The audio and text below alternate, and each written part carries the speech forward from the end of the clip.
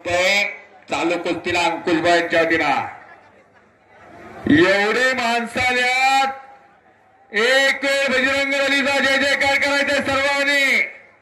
देवाचं नाव गेला, कंजूसी करायची ना अधिक तात्या. देवाचं नाव गेला, नाव घ्यावे मारुतीचे पुढे पावलं टाकावे. कुस्तीला सुरुवात झालेली आहे. दोन्ही पायाला निकॅप लावलेला तो कल्लू भैरव.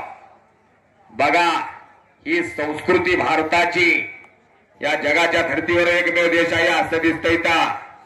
आणि समोरचा सर्व परिचित महाराष्ट्राचा पृथ्वीराज पाटील डोक्याला डोकं लागलेला आहे.